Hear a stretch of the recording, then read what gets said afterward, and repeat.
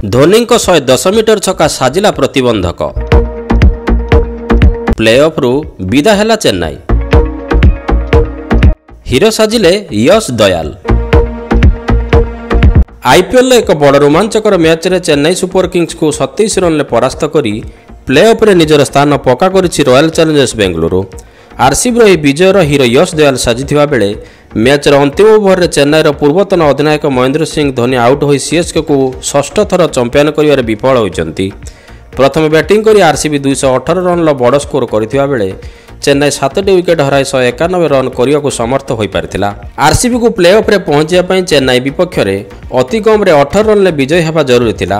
ଅର୍ଥାତ୍ ସିଏସ୍କେ ଯଦି 201 ରନ୍ କରିପାରିଥାନ୍ତା ତେବେ ଆର୍ସିବିକୁ ପଛକୁ ହଟାଇ ଧୋନିଙ୍କ ଟିମ୍ ପ୍ଲେ-ଅଫ୍ରେ ପହଞ୍ଚି ପାରିଥାନ୍ତା।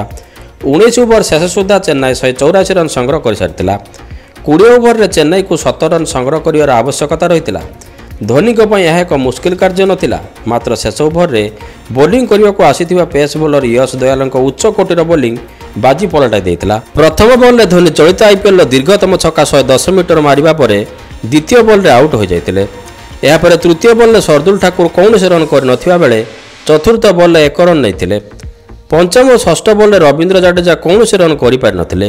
ଫଳରେ ଚେନ୍ନାଇ 191 ରନ୍ରେ ଅଟକି ଯିବା ସହିତ ମ୍ୟାଚ୍ରେ ହାରିବା ସହିତ ପ୍ଲେ-ଅଫ୍ରୁ ବାଦ୍ ପଡ଼ିଥିଲା। ଧୋନି ଛକା ମାରିବା ପରେ ଚେନ୍ନାଇକୁ 5ଟି ବଲ୍ରେ ମାତ୍ର 11 ରନ୍ ଆବଶ୍ୟକତା ହେଉଥିଲା।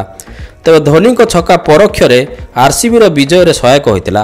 ଗତ ବର୍ଷ ଶେଷ ଓଭରରେ ରିଙ୍କୁ ସିଂ ୟଶ ଦୟାଲଙ୍କୁ 5ଟି ଛକା ମାରି କୋଲକାତାକୁ ଶାନଦାର ବିଜୟ ଭେଟି ଦେଇଥିଲେ। ତେଣୁ ଅତୀତର ଭୁଲର ପୁନରାବୃତ୍ତି କରିନଥିଲେ ଦୟାଲ। ଧୋନିଙ୍କ ବିରାଟକାୟ ଛକା ବାହାରକୁ ଚାଲିଯାଇଥିବାରୁ ଅମ୍ପାୟାରଙ୍କୁ ଆଉ ଏକ ବଲ୍ ମଗାଇବାକୁ ପଡ଼ିଥିଲା। ପୂର୍ବ ବଲ୍ ଓଦା ଥିବାରୁ ବୋଲିଂ ପାଇଁ ସମସ୍ୟା ସୃଷ୍ଟି ହେଉଥିଲା। ସେଥିପାଇଁ ବେଙ୍ଗଲୁରୁ ବଲ୍ ପରିବର୍ତ୍ତନ ପାଇଁ ଅନେକ ଥର ଅପିଲ କରିଥିଲା।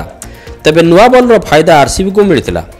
ଦୟାଲ ସ୍ଲୋ ବଲ୍ ଓ ୟର୍କରର ସଠିକ୍ ଉପଯୋଗ କରି ଟିମ୍କୁ ବିଜୟ କରିବାରେ ସକ୍ଷମ ହୋଇପାରିଥିଲେ।